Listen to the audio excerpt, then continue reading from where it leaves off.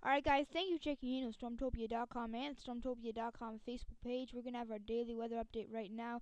Here you can see radar imagery showing a relatively quiet nation other than a couple snow showers across the upper Midwest and some rain showers in the Pacific Northwest. Let's take a look at the reflectivity radar, composite reflectivity out of Duluth, Minnesota right now, showing that what's left of our storm is yielding several snow showers and snow bands across the upper Great Lakes and across the upper Midwest. We are of course seeing some lake enhancement, so it is heavy at times for areas like Duluth, back into northern Wisconsin, where we're seeing already some areas adding up to a widespread 8 to 12 plus inches of snow across the Midwest. Remember guys, you heard it about a week out, and you heard it here first on Stormtopia.com. Now let's take a look at the weather map for today here on the NAM. You can see how it is nice, warm, quiet, and tranquil, if I can just configure this map correctly.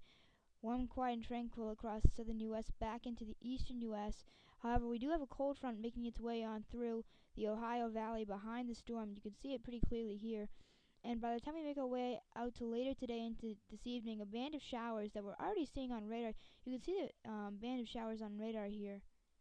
That stuff that's moving through the Ohio Valley, that's the leading edge of this cold front that we're watching move east right now.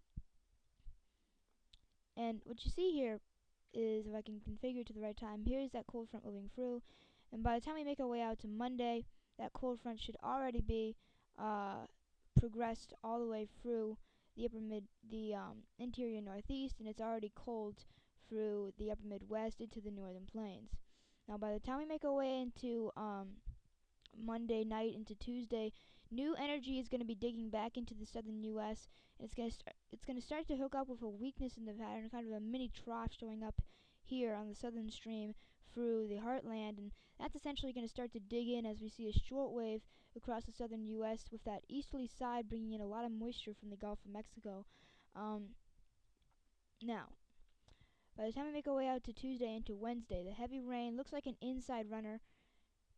Low pressure center moves up the Appalachians. Heavy rain to the east and west of it, but it's mostly rain. Doesn't look like snow at this point.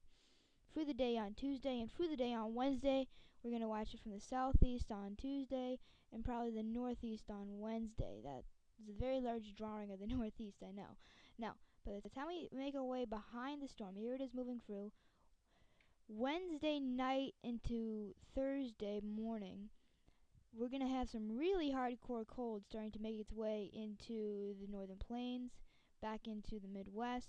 And this is with the real cold that we get, not that little pity cold that we're going to get behind the cold front of the storm in the Midwest. This is really cold air. I suppose everybody's already had a hard freeze, but it's going to just be quite a shock to folks here in the East. This cold front's going to come racing through the day on Wednesday through the Midwest, and it's really going to be quite a shock. And it's coming straight out of Russia, and I'm going to explain that in just a little bit. Now, that is essentially the precursor to a very big warm-up that comes behind it. And we're just going to see these patterns of big storm, cool, warm, big storm, cool, warm, until we get enough cold air that we start to eliminate those warm-ups and we start to get those storms turn into snow instead of rain. But right now they should be rain. That's the essential pattern that we're seeing showing up. Now, take a look here at the 500 millibar pattern. This is by the time we make our way into later next week into next weekend. You see, yeah, it's chilly across the U.S., so what? We're chilly all the time in November, it's normal.